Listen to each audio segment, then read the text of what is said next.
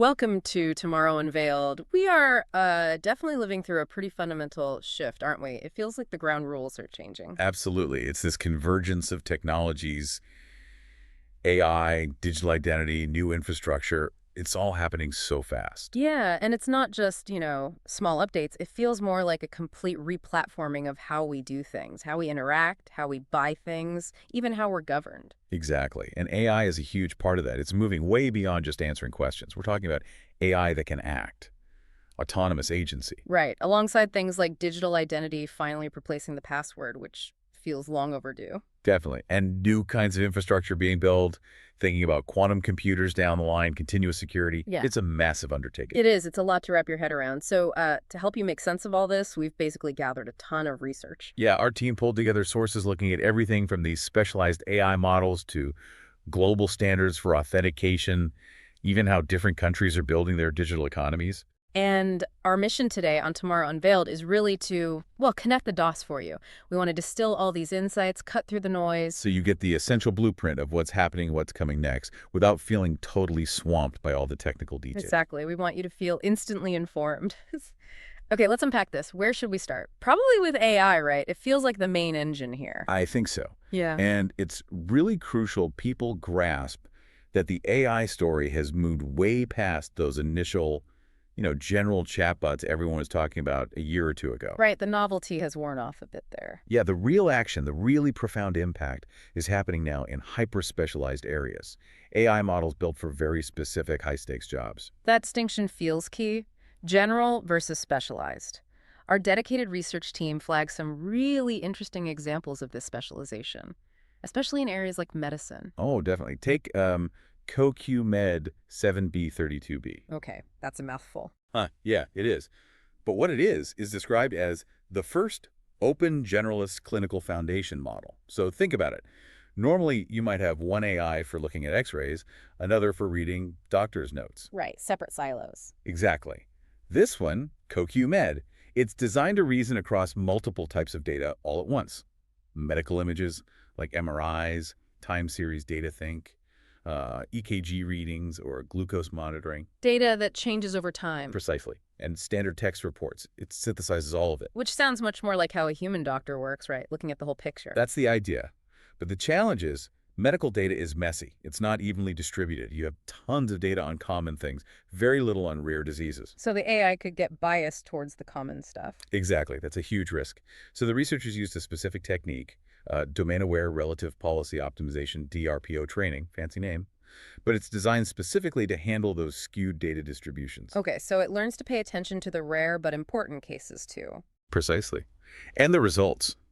The numbers are pretty staggering. They saw about a 43% average boost in diagnostic performance. That's the macro F1 score across the visual domains. 43%. Wow. That's not incremental. No, it's a significant leap. It shows the power of AI when it's specialized and trained to handle the complexities of a specific field, like synthesizing different kinds of medical information. And this specialization isn't just happening in medicine, right? The research stack also pointed to something called OpenScholar. Right, OpenScholar, another great example. This one's an open source language model, but built just for scientific research. Okay, how is it different from, say, a general LLM like GPT-4? The key is retrieval augmented generation, or RAG. RAG, okay. Yeah.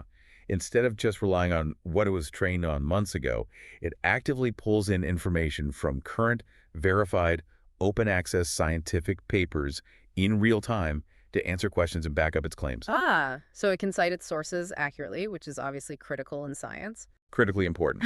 And a research team noted that for scientific work, it's actually significantly more accurate than something like GPT-4o, partly because of that real-time verifiable sourcing. More accurate and probably cheaper to run, being smaller and specialized. Much more economical, yeah.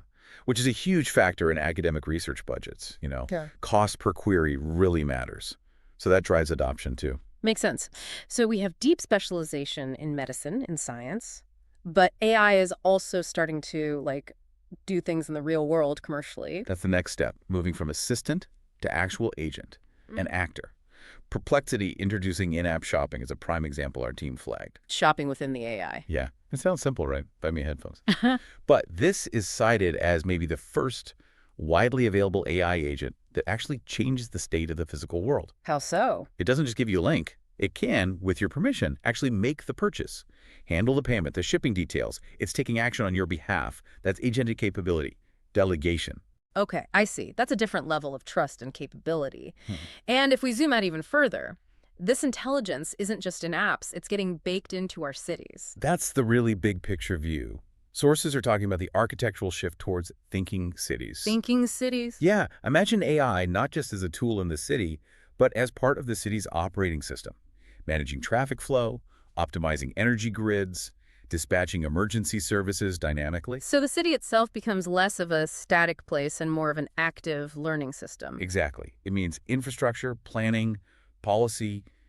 AI has to be woven into all of it, from design to real-time operation, which of course brings up huge questions for policymakers. Like liability.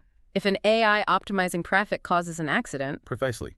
Who's responsible? How do you ensure fairness? It forces cities and us as citizens to constantly adapt and oversee these systems. It's a co-evolution. so that's the depth side, AI getting smarter, more specialized, more embedded. But there's also this division side, limits, trust issues. Definitely.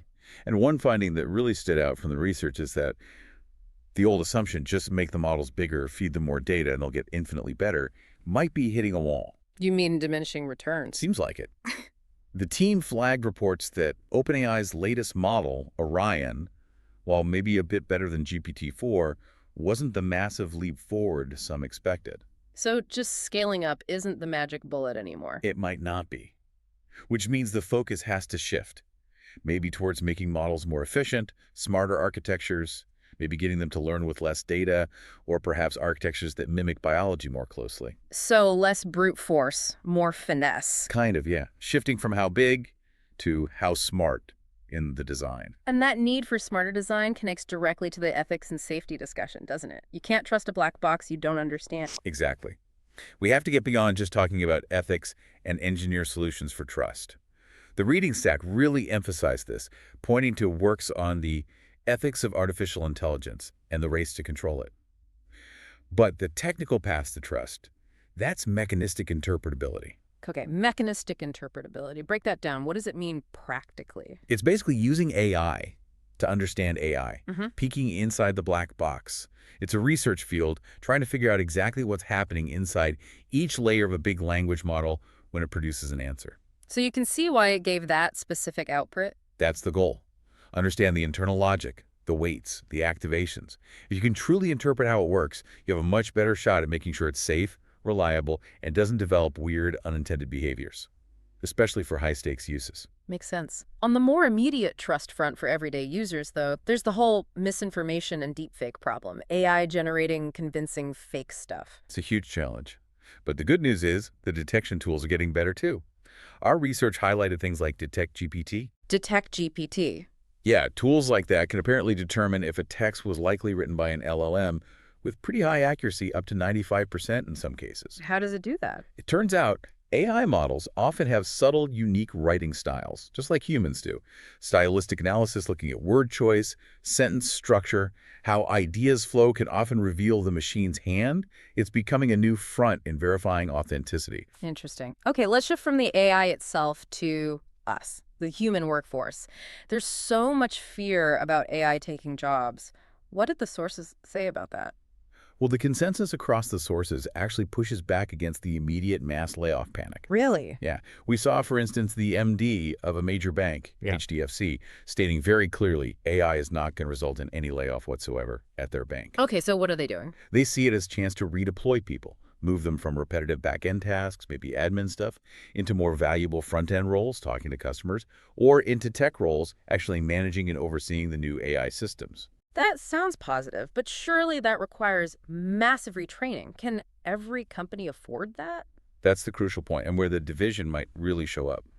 A huge bank like HDFC, they can invest heavily in strategic retraining, upskilling their workforce. But a smaller business? They might face a tougher calculation.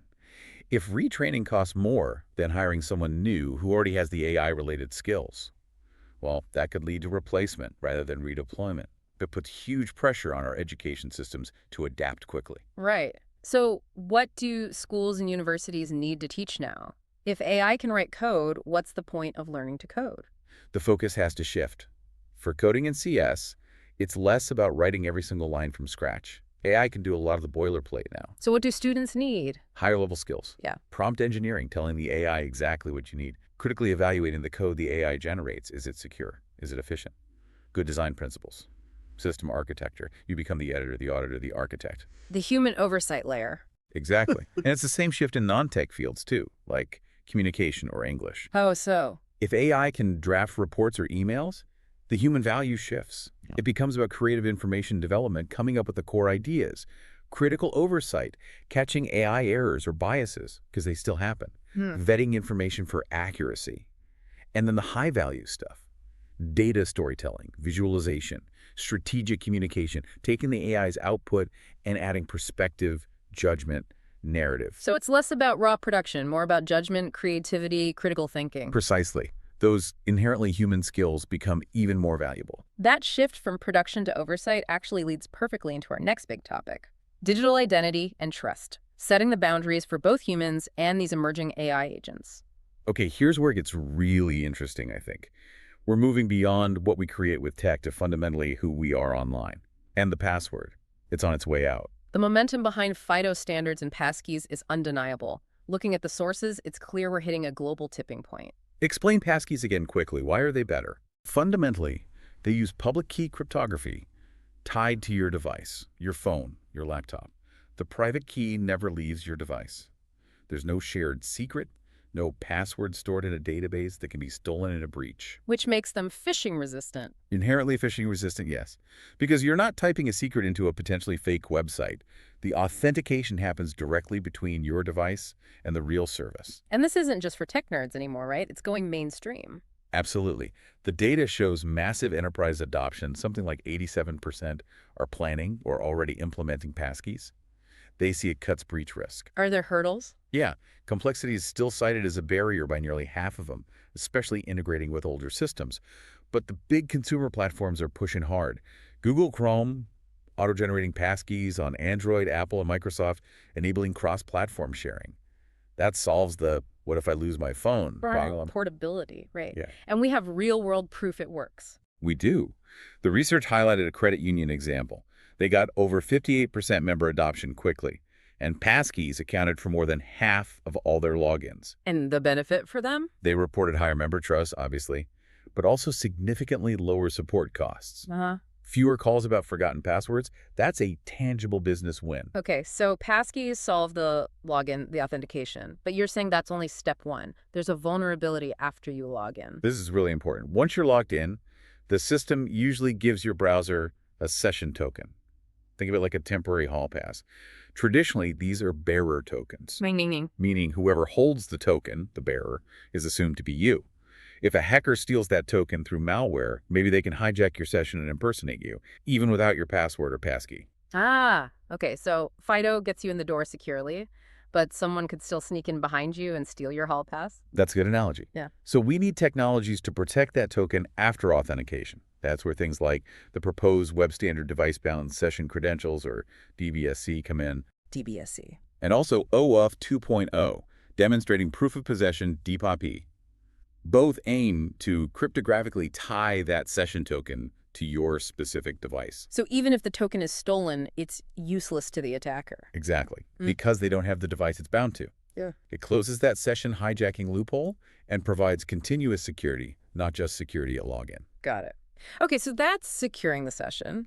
What about proving specific things about ourselves online, beyond just logging in? That's where verifiable credentials come in. Precisely. Verifiable digital credentials, or VDCs. Think of them as digital, cryptographically signed versions of things like your driver's license, your diploma, maybe proof of age, or professional certification. But the key difference is privacy. Massive difference. It's about selective disclosure. With a physical driver's license, if you show it to prove you're over 21, you also reveal your address, exact birth date, maybe organ donor status. Way more information than needed. Right.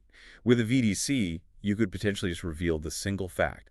Is this person over 21? Yes, no. Cryptographically verified, but without oversharing sensitive data. It puts control back in your hands. And governments are really pushing this. The research team found this is happening globally. It's a major global trend. Europe's IDS 2.0 regulation basically mandates a European digital identity wallet using VDCs across all member states. That's a huge top-down push. Yeah. Switzerland just voted to adopt state EIDs, too. What about other regions? In Asia-Pacific, you've got Japan, South Korea, Australia, all working on VDC interoperability. Thailand's aiming for 10 million digital IDs. It's widespread.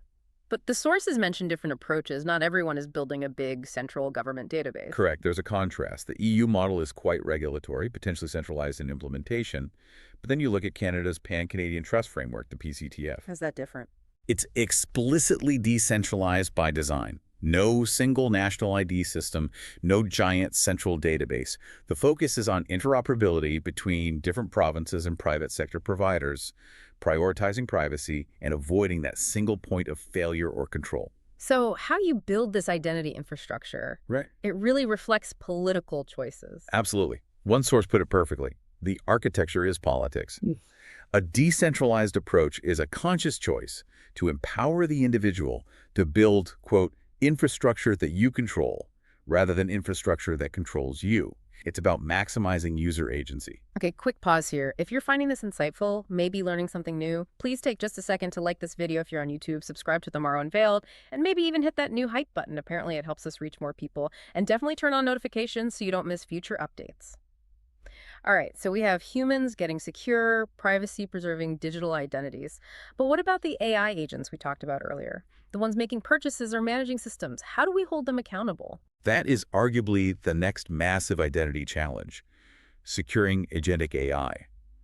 These autonomous tools with memory, acting independently, they create what some sources called a scaling cliff. Scaling cliff. Yeah. When you delegate important tasks to potentially thousands or millions of these agents, how do you supervise them? How do you manage the liability? Current human oversight just doesn't scale. It creates this huge potential risk surface. So the agents themselves need identities. They need to be authenticated, authorized, just like people. Exactly. They need machine-readable identities and credentials. The OpenID Foundation is already working hard on this. They put out a white paper and spun up a new Trusted AI Agents working group specifically to figure out standards for authenticating and authorizing these agents securely. Because you need that audit trail, right? If an AI trading agent makes a bad multi-million-dollar trade, you need to know which agent it was and who gave it the authority. Precisely. The current standards are okay for simple bots, but they need to evolve fast to handle complex autonomous AI networks safely. And related to holding agents accountable is holding their output accountable. Authenticating the content they create, text, images, video, especially with deepfakes being so prevalent. Which brings us to C2PA, the Content Provenance and Authenticity Framework. This is critical. It's a way to embed verifiable truth signals directly into digital content. Like a digital watermark, but more robust. Kind of, yeah. It creates a secure record. Who created it, when, how was it made, was it modified, provenance.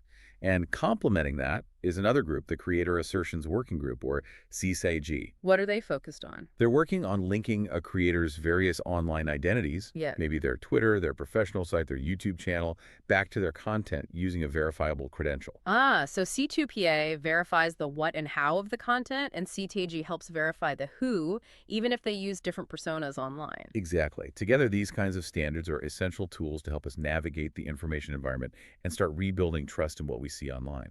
That focus on authenticity and accountability really sets the stage for our final section. The underlying infrastructure needed to make all this work reliably and resiliently. Yeah, because none of this advanced AI or sophisticated identity stuff works without a solid, secure foundation. And the big shift here in cybersecurity thinking is profound. Moving away from just building walls. Yeah. Totally. The old model was perimeter defense, try to stop attackers from getting in. The new model, driven by resilience, basically assumes breaches will happen. It's inevitable. So the focus shifts from prevention to what? Survival. Survival, yeah. Minimizing impact, rapid detection, and continuous recovery. Designing systems that can operate through an attack, not just try to block it perfectly. And the key enabling technology for that kind of continuous adaptive security is the Shared Signals Framework, or SSF. SSF is a game changer here.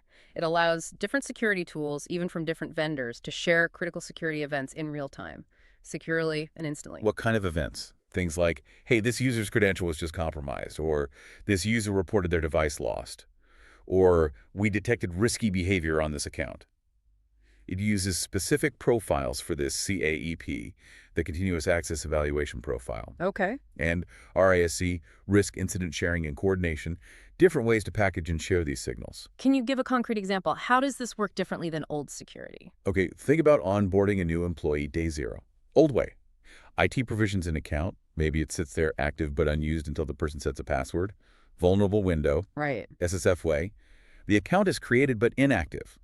Only when the identity proofing system sends a RISC signal saying, yep, this person successfully enrolled a strong FIDO credential, does another signal trigger the access management system to activate the account. Ah, so access is granted only after secure setup is confirmed. Exactly. And conversely, if that employee later reports their phone, with the passkey lost, a RISC signal can instantly tell all connected systems, HR, finance, cloud apps, to disable access or trigger step-up authentication, not just the one system where the report happened. So it's moving security from a static checklist to this dynamic, real-time, event-driven state. That's the core idea, continuous trust based on shared signals. Okay, from digital resilience now to the future of computing itself.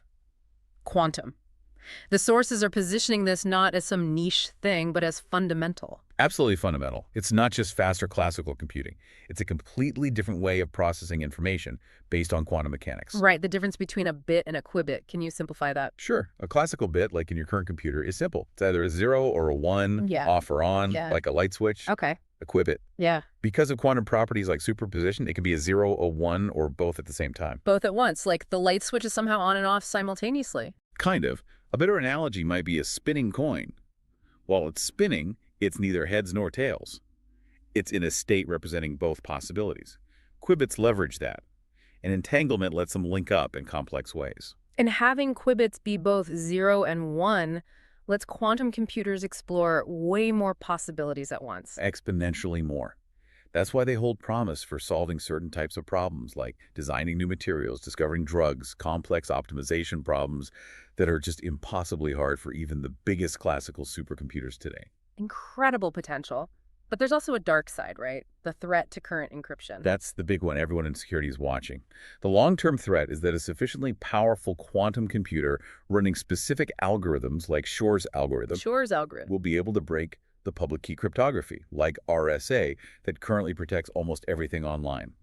Banking, secure websites, government communications, all rely on math that quantum computers could potentially solve easily. That sounds... It is a serious future threat, which is why the planning for post-quantum cryptography is happening now. Standards bodies, including the FIDO Alliance, are already defining and starting to implement quantum-resilient algorithms. So they're developing new encryption methods that even quantum computers can't break. That's the goal. And the approach is often hybrid right now, combining existing classical encryption with these new post-quantum algorithms. So you're protected by both during the transition. The key is for organizations to start migrating now, so data encrypted today isn't vulnerable to decryption by a future quantum computer. And just a quick reminder for our listeners, on audio platforms like Apple Podcasts or Spotify, if you're enjoying Tomorrow Unveiled, leaving us a rating and review really helps other people discover the show. We'd be incredibly grateful. Okay, so we've covered AI, identity, resilience, quantum. Let's bring it back to the societal level with digital public infrastructure, or DPI. India's model came up a lot in the research. Yes. India's DPI is highlighted as a really unique success story. It's this massive, policy-driven effort combining public and private sectors, built on platforms like AHAR for identity, The digital ID system. and UPI, the Unified Payments Interface. The scale is immense, serving well over 1 billion people. And crucially, it's designed for inclusivity. Mobile first, works in multiple languages, low-tech enough for basic phones. And the key was layering, right? Identity first, then payments on top. Exactly. Auto provided the foundation. Then UPI enabled instant, practically free bank-to-bank payments. This has driven incredible financial inclusion, bringing millions into the formal digital economy. So what's the next layer now that they have identity and payments sorted for so many people? The big focus now, according to the sources, is shifting to credit enablement. Making it easier to get loans. Precisely. With over 1 billion verifiable digital identities and detailed transaction histories via UPI, they have the data needed to build credit scoring systems for people who previously had no formal credit history or collateral. It's about empowering small businesses and individuals, driving the next wave of economic growth. It's a fascinating model, very focused on democratic inclusion, but the research also pointed to, well, other models for driving tech growth, right? Specifically China. Yes, and that contrast really highlights the global tensions. The research suggests China's rapid innovation often comes from a different place, more state-directed, sometimes called national power capitalism. Meaning the government picks winners and pushes resources towards specific goals. Essentially, yes. Using the state's power to set ambitious industrial targets, like dominating global markets for batteries or solar panels, allocating massive resources, subsidizing research, all aimed at strategic global leadership in key technologies. So it's a very different philosophy compared to the more market-driven or regulatory approaches in, say, the US or EU, a national project versus competition. It's a fundamentally different political architecture driving technological advancement. Both are producing incredible innovation, but through very different means and with different underlying goals. So what does this all mean? When we piece it all together, this journey through the AI revolution, the shift to verifiable identity, the move towards resilience, next-gen computing, it really points to digital power being fundamentally reshaped. Yeah, it feels like we're definitely past the initial wow phase of just adopting tech. Now it's about how we govern it, how we build accountability and choice right into the architecture. Right. Every technical decision now, centralized versus decentralized identity, how Yeah. you audit an AI, it encodes a whole social philosophy, doesn't it? Yeah, it really does. And we genuinely love hearing your thoughts on this. Whether you're watching on YouTube or listening on your favorite podcast app, drop a comment. Let us know what you think about these AI agents, about digital accountability. Where do you see this heading? Which leads to maybe a final provocative thought for you to consider.